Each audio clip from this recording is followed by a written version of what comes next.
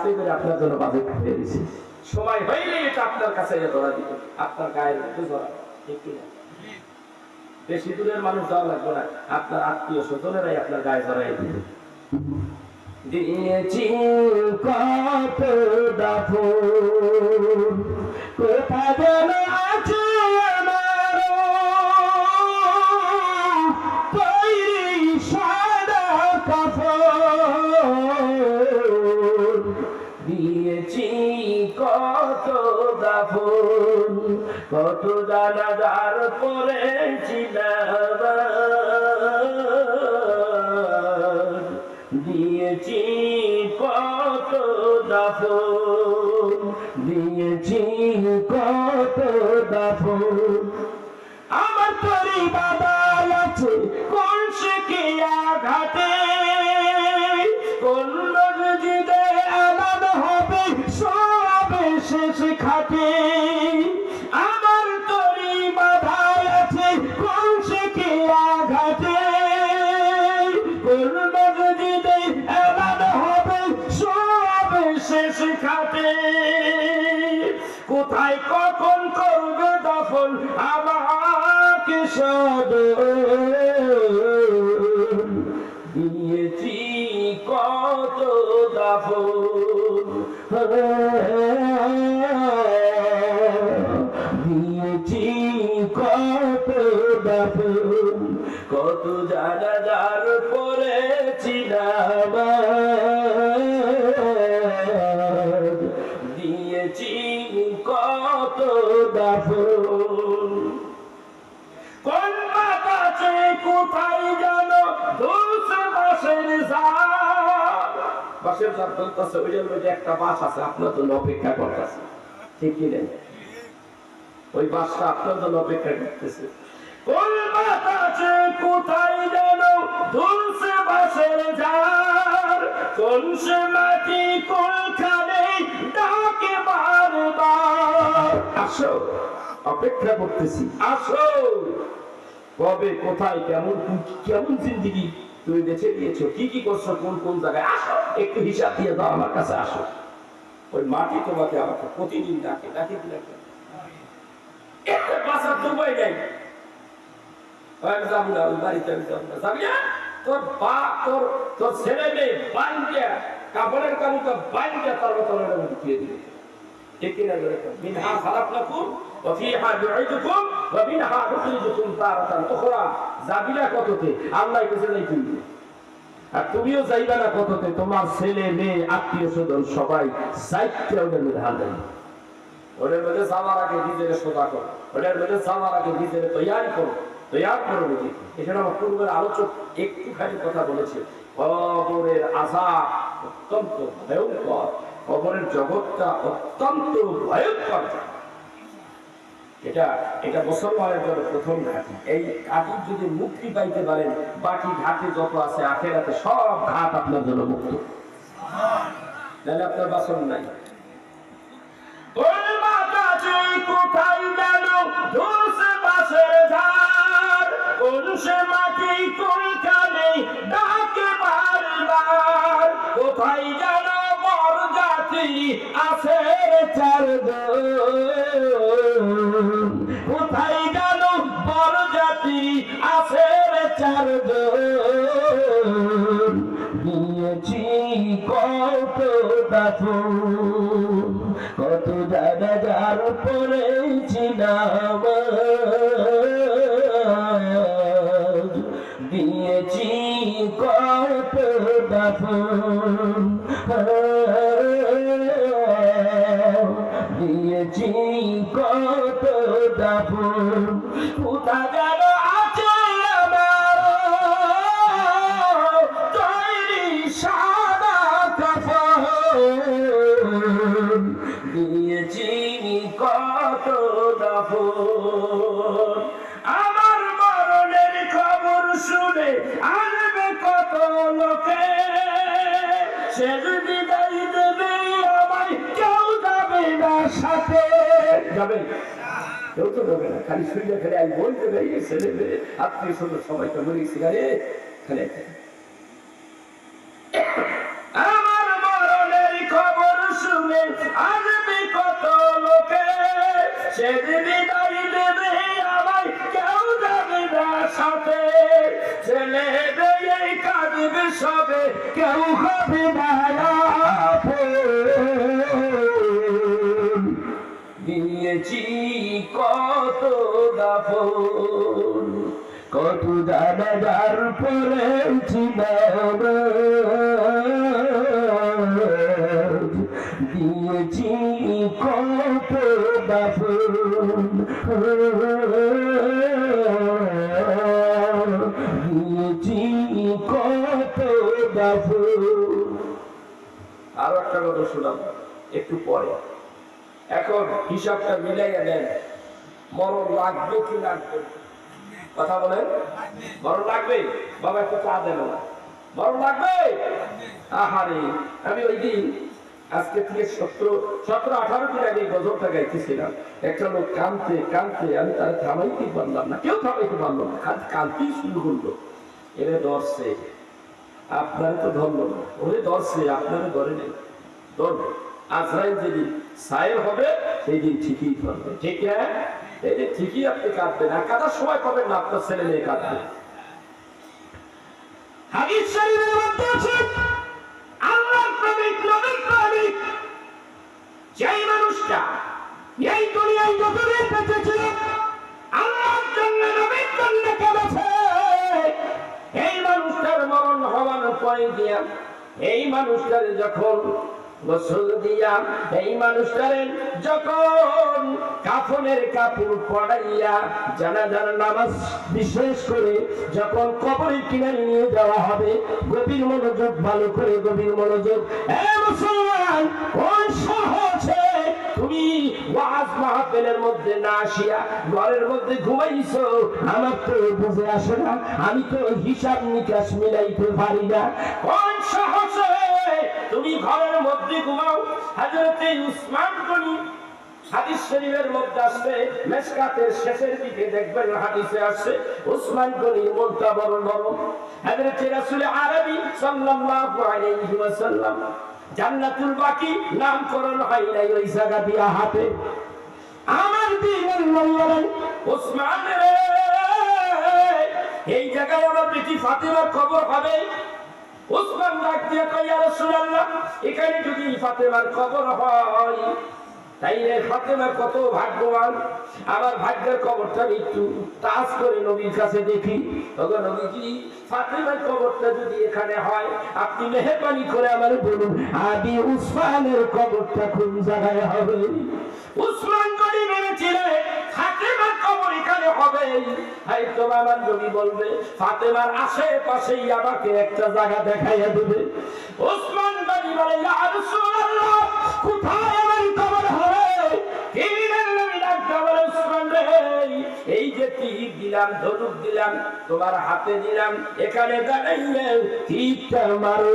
উসমান গনি বলেন, আমি তীর মারলাম, আস্তে করে তীর মারলাম, কিন্তু তারপর তীরটা ধনুকের ভিতর থেকে এত দ্রুত গতিতে, এত বেগে চলে গেল, বহুদূর চলে গেল। তীরের নবী বলেন, উসমান রে, করলি কি রে উসমান? ইয়া রাসূলুল্লাহ, ইয়া হাবিবাল্লাহ, কি করেছি গো নবীজি? জিবরাইল নবী বলে, উসমান রে, তিন কেন আরো জোরে মারলি না? ইয়া রাসূলুল্লাহ, আস্তে মারছিলাম, জোরে ছুটে গেছে, আরো জোরে মারলি না কেন? ইয়া নবী, কি হলো তাহলে? কি অপরাধ করে ফেললাম? নবীজি ডাকতে বলে, অপরাধ হয়ে গেছে, তিন কেন আরো জোরে মারলি না? এই তীর যত দূর যাইতো রে উসমান রে, আমার ফাতেমার থেকে এই তীর যেখানে পড়েছে এই বর্গ এলাকাটা হলো জান্নাতুল বাকি। মিশকাতুল মাসাবির মধ্যে আছে, এই জান্নাতুল বাকির মধ্যে কিয়ামত পর্যন্ত কবরে রাখবা আল্লাহ হারাম করেছে। উসমান গনি কাঁদতে, হায় রে হায়, কি হয়ে গেল, কি হয়ে গেল?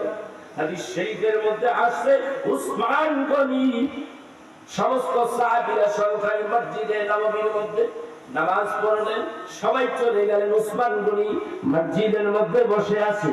আমার ভাইরা দেখবেন বাংলাদেশের মধ্যে অনেক জায়গায় দেখা যায় নামাজ পড়ার পরও কিছু কিছু মানুষ মসজিদে থাইকা যায়, আছে না নাই? আছে না নাই? তার ব্যক্তিগত ব্যাপার, সে থাকতেই পারে। কোরআন শরীফ পড়ে কেউ, কেউ ঘাপটি মাইয়া চোখ বন্ধ করে বসে থাকে, আবার কেউ মুশাহাদা মুরাকাবা করতেই পারে। বাড়িতে সুযোগ সুবিধা নেই, আল্লাহর ঘরটা বাইসা নিছে। উসমান গনি মসজিদের মধ্যে ওইভাবে ঘাপটি মাইয়া বসে আছে। সব সাহাবীরা চলে যায়, হযরতে আলী কাররামাল্লাহু ওয়াজহাহু তিনিও শেষের বেলা যায়, তাইয়া দেখে উসমান গনি এখানে এমন ভাবে বসে আছে। উসমান গনিরে কিছু বললেন না, ডাকও দিলেন না। অনেক সময় আছে দোস্ত, তুই থাকবি আমি যাই, যাবি না বাড়ি, আছে না নেই বলার আছে না নেই? আলী কয় আমি আর কিছু কই দেই, আমি গেছি। উসমান গনি এখানে মুরাকাবা করতেছে, ওর ওইটা ডিস্টার্ব করে আমার লাভ, চলে গেছে। ফজরের আযান হয়ে গেল, বেলাল আযান দেয়, আসসালাতু খায়রুম মিনাল নাওম,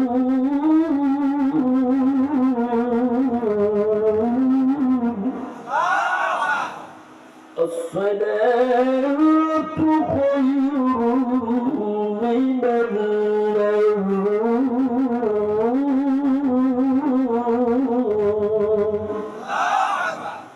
الله أكبر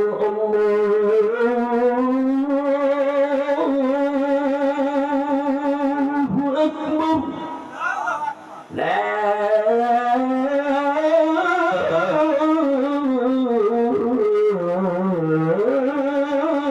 إله إلا الله।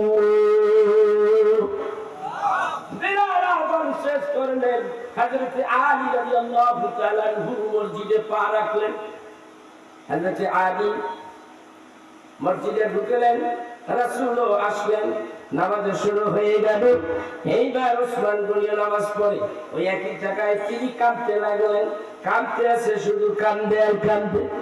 আবার দিনের নবী বলে, আমার উসমানের কি হলো? উসমান তো সকালবেলা আমারে কোনো সওয়াল করলো না। সাহাবীদের মধ্যে আমার নবী নামাজ পড়িয়া ঘুরিয়া বসতেন। নবীজি বলতেন, সাহাবীরা রাত্রিবেলা কেউ কোনো স্বপ্ন দেখেছে কিনা? যদি দেখে থাকো আমাকে বলো, আমি তার তাবির করে দেই। এইটা নবীর অভ্যাস ছিল ফজরের সময়। অথবা তোমরা যদি কেউ না দেখো, আজকে রাত্রিবেলা আমি নবী এই স্বপ্ন দেখলাম, এই স্বপ্নের তাবির গুলি এমন হলো। এইভাবে কথোপকথন হলো। উসমান গনি একই জায়গায় বসে কান্না শুরু করে দিয়েছে। দিলেন নবী ডাকতে কই, প্রতিদিন উসমান গনি আমারে কিছু না কিছু বলে, আজকে উসমান গনি কেন কথা কয় না? আমি রে কেন উসমান গনি কথা কয় না? আমি ডাকতে বলে, ইয়া রাসূলুল্লাহ, আমি উসমান গনিকে যাইয়া বলি, উসমান রে কি হয়েছে? তাইয়া দেখে উসমান কাঁদে রে, শুধু কান্দে আর কান্দে, বুকটা ভিজে গেছে রে। উসমান গনি কান্দিয়া বুকটা ভিজে গেছে। উসমান রে, আমি রাত্রিবেলা যাবার বেলা আমি দেখেছি এই সেই জায়গা, এখানে দাঁড়িয়ে বসে বসে তুমি কাঁদতে দেখেছি। এখানে বসেছিলাম আমি ফজরের নামাজের সময়, আযান শেষ হয়ে গেছে, সবার আগে আমি এখানে এসেছি। আসিয়া দেখি রাত্রিবেলা তোমাকে যেখানে পেয়েছিলাম, সকালবেলাও আমি সেখানে তোমাকে পেয়েছি। এই উসমান, রাত্রিবেলা তুমি কি বাড়ি যাও না? উসমান কথা কয় না। দিনের নবী ডাকতে হয়, উসমান রে কি হয়েছে? উসমান কেন কাঁদো? উসমান কেন কাঁদো? রাত্রি বুঝি বাড়ি যাও না? উসমান করে একটা চিৎকার দিয়ে বলে, ইয়া রাসূলুল্লাহ, ইয়া হাবিবাল্লাহ, কবরে রাখবে আমারে রাইতে বেলায় ঘরে যাইতে দেয় নাই।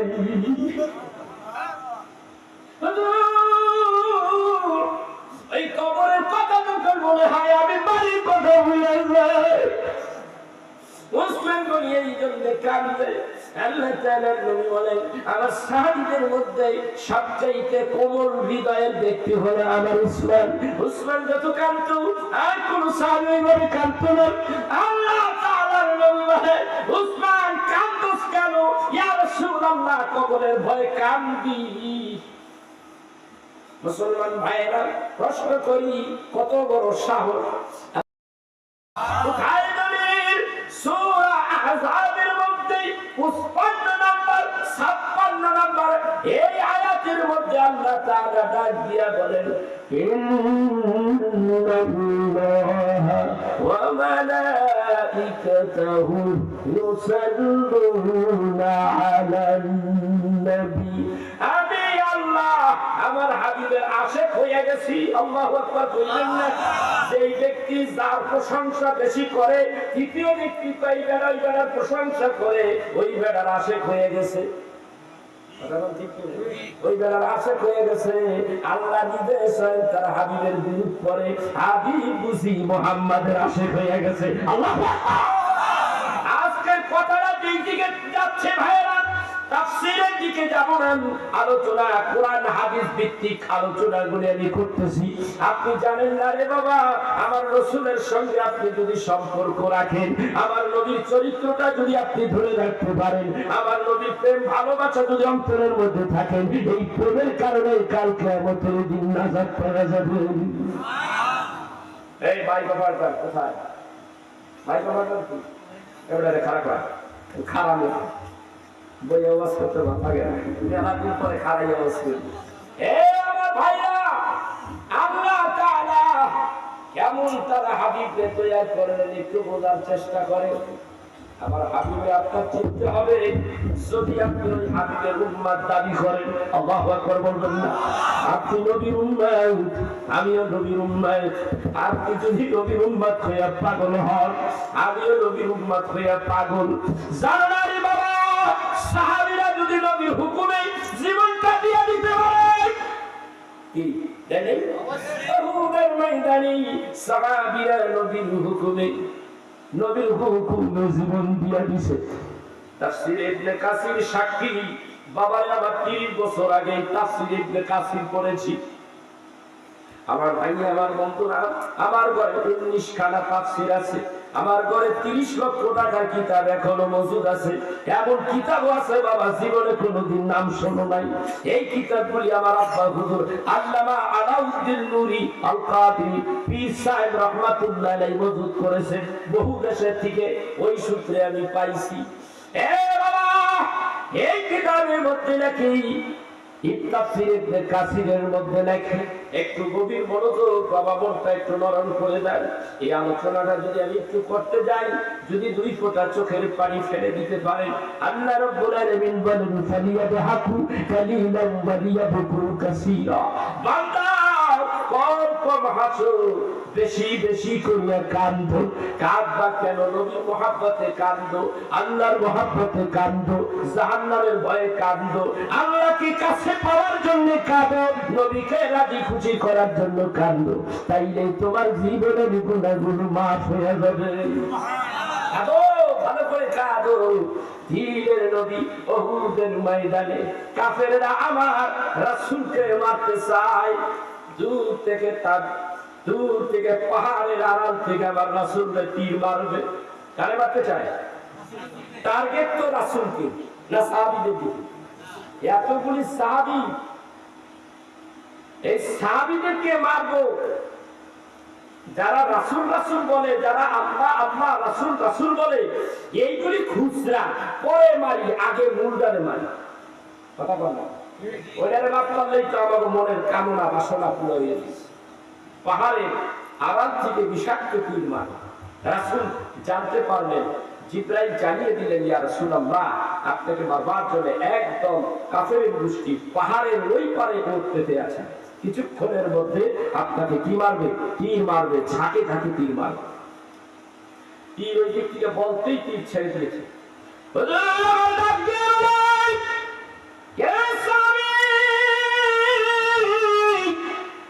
এমন কোন সাহাবী আসেনি আমি নবীর এই তীরের সামনে দাঁড়াইতে পারো, আমি নবীকে সেভ করার জন্য, আমি নবীকে বাঁচিয়ে দেওয়ার জন্য, আমি নবীকে এই তীরের আঘাত থেকে বাঁচিয়ে দেওয়ার জন্য এমন কোন ব্যক্তি আসেনি, এমন কোন ব্যক্তি আসেনি। আমি নবী বলবো, ওই মানুষটা যদি এই তীরের আঘাত খাইয়া যদি সেই মানুষটি যদি ইন্তেকাল করে, আমি নবী বলবো ওই মানুষটা ইন্তেকাল করে নাই, মানুষটা শহীদ। হযরত তালহা রাদিয়াল্লাহু তাআলা আনহু এক রাওয়ায়াতে আছে হযরতে তালহা এসে হাজির হয়ে গেছে, আরেক রাওয়ায়াতের মধ্যে আছে হযরতে আনাস ইবনে নজর রাদিয়াল্লাহু তাআলা আনহু আসলেন। সহিহ রাওয়ায়াতের মধ্যে আছে হযরতে তালহা আসলেন। তালহা আয়েশা নবীজির সামনে দাঁড়াইয়া গেছে, ইয়া রাসূলুল্লাহ ইয়া হাবিবাল্লাহ, এই তো আমি দাঁড়াইয়া গেছি গো নবীজি, আপনি পিছনে থাকে, আমি আমার দেহটা দিয়ে আমি আপনাকে আড়াল করে রেখেছি গো নবীজি। নবীজি, আমি যতক্ষণ বেঁচে আছি, যতক্ষণ পর্যন্ত দাঁড়াই আছি, নবী গো, কাফেরদের পক্ষ থেকে একটা তীর আপনি নবীর গায়ে লাগতে দিব না। দিনের নবী চাইয়া দেখে তীর গুলি আসে, একটা তীর শরীরের মধ্যে লাগে গেছে, আরেকটা তীর এই দিকে লাগছে, আরেকটা তীর বুকে লাগে, অমনি টপ টপ করে কয়েকটা তীর হযরতে তালহার গায়ের মধ্যে লেগে গেছে। তালহা তীর যখন লাগে তালহার বডিটা এরকম নড়ে। একটুখানি গাইলে উকি দেয়, আবার তালহার কি অবস্থা, এইভাবে বিষাক্ত তীরগুলি লাগে। আমার তালহার কি অবস্থা, আমি আমার তালহার মুখটা দেখি, আমার বাম দিকে উকি দেয়, আবার তালহা কেমন আছে, আমার তালহার কি অবস্থা। তালহাতে আর পাইলেন পিছনে দিলেন নবী, ডাইনে যায় একবার বামে যায়। তালহা ডাকতে কইয়া রাসূলুল্লাহ ইয়া হাবিবাল্লাহ, আমি তো দাঁড়িয়ে গেছি, সব তীর করি আমি আমার বুকে পেতে নিলাম। নবীজি গো, এত বড় ত্যাগ শুধু আপনি নবীর জন্য গো। ওগো নবীজি, আপনি যদি ডাইনে বামে উকি ঝুঁকি মারেন, আর একটা তীর যদি আপনার গায়ের মধ্যে লাগে যায়, ওগো নবীজি, আমি আমার জীবনটা দিলে কি লাভ হবে? ডাইনে বামে উকি ঝুঁকি মারবেন না। আপনি যদি ডাইনে বামে উকি ঝুঁকি মারতে দেন, একটা তীর যদি আপনার গায়ের মধ্যে লাগে, কিয়ামতের দিন আমার আল্লাহ রাব্বুল আলামিন আমাদের যদি জিজ্ঞাসা করে, তালহা রে, রাসূলকে তীরের আঘাত থেকে বাঁচাবি বলে রাসূলের সামনে দাঁড়াইবি, একটা তীর আমার নবীর গায়ে লাগলো কেমনে তুই জীবিত থাকা অবস্থায়? আহা, কি ভালোবাসা! তালহা ডাক দিয়ে বলে, নবীজি, উকি ঝুঁকি মারবেন না, আপনি আমার দেহের আড়ালে থাকুন, যতক্ষণ জীবন আছে, যতক্ষণ এই দেহে প্রাণ আছে, একটা তীর আপনি নবীর গায়ে লাগতে দেব না। অনেকগুলি তীর তার শরীরের মধ্যে লেগে গেছে, কিছুক্ষণের মধ্যে তালহা জমিনে উঠে পড়ে। আল্লাহর হাবিব বসে পড়লেন, হযরতে তালহার মাথাটা নিজের উরুর উপরে রাখলেন। তালহা ডাকতে কয়, জিহ্বা একবার বের হয়ে যায়, রক্তগুলি বিভিন্ন জায়গা দিয়ে বাইর হয়। হাবিবের কাছে তালহা ডাকতে বলে, ইয়া রাসূলুল্লাহ ইয়া হাবিবাল্লাহ, এতগুলি তীর আমি আমার দেহের মধ্যে লাগাইলাম, আপনি বলুন গো নবীজি, এখন যদি আমার প্রাণবায়ুটা বের হয়ে যায়, আল্লাহ রাব্বুল আলামিন আমার নামটা কি শহীদের কাতারে রাখবেনি? আল্লাহর নবী ডাকতে বলে, তালহা রে, এখন যদি তুই মারা যাস, আমি নবী সাক্ষ্য দিব কিয়ামতের দিন আমার তালহা শহীদ। ও আমার ভাইরা, নবীর জন্য, দ্বীনের জন্য, কোরআনের জন্য, হাদিসের জন্য যে মানুষ জীবন দেয়, এই মানুষের সম্মান আল্লাহর দরবারে আছে কি নাই? আছে কি নাই? আল্লাহ তাআলা কোরআনুল কারীমের মধ্যে ঘোষণা করেন, ওয়ালা তাহিনু ওয়ালা তাকুলু লিমান ইউকতালু ফি সাবিলিল্লাহি আমওয়াত বাল আহইয়াউ ওয়ালাকিন লা তাশউরুন।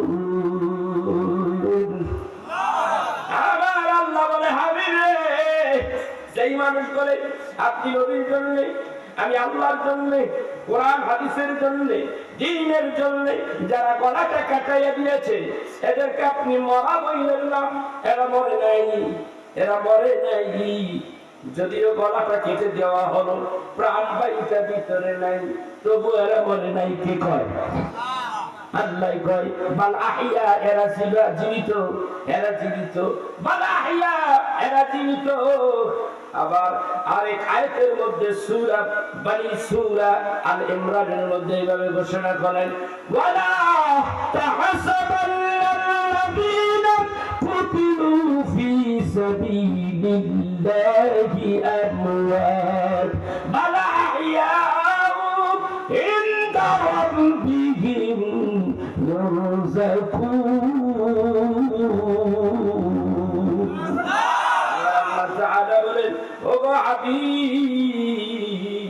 যারা জীবন দিল দিনের জন্য, আমার জন্য, আপনার জন্য, এই মানুষগুলি মৃত্যু বলিয়েন না, এই মানুষগুলি আহিয়া জিন্দা, এই মানুষগুলি মৃত্যুর পরে কবরের মধ্যে গেলে কবরের মধ্যে আমি আল্লাহর পক্ষ থেকে রিজিক পাইয়া থাকে।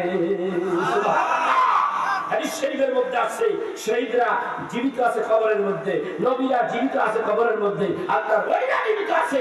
সহিহ মুসলিম শরীফের হাদিস, আল্লাহর নবী বলেন, আল মুমিনুনা লা ইয়ামুতুনা বাল ইয়ান্তাকিলুনা মিন দারিল ফানা ইলা দারিল বাকা। আরেক হাদিসের মধ্যে আছে, আল আউলিয়াউ কামা সাল্লুনা ফি বুয়ুতিহিম ওয়া কামা সাল্লুনা ফি কুবুরিহিম। সুবহানাল্লাহ। এই মানুষগুলি মৃত্যুবরণ করেছে কবরের মধ্যে, এই মানুষগুলি নামাজের ওয়াক্ত হলে নামাজ পড়ে, তাসবিহ তাহলিল করে, তাসাব্বিহ বিহামদি রাব্বিকা ওয়াস্তাগফির, আল্লাহর জন্য সেই মানুষগুলি তাসবিহ করতে থাকে, আল্লাহ প্রশংসা করতে। আল্লাহু আকবার। এই দাম তো আমরা দামি হতে পারি। মুমিন কারা? কথা বলে মুমিন কারা? মুসলমান। মুসলমানের একটা কোয়ালিটি, মুসলমানের একটা গুণ, এটা হলো মুমিন। মুমিন কি? মুমিনের আরেক নাম হলো আল্লাহর বন্ধু। আপনি আল্লাহর বন্ধু হতে পারেন, রাসূলের প্রেমিক যদি হতে পারেন, ঠিক কিনা?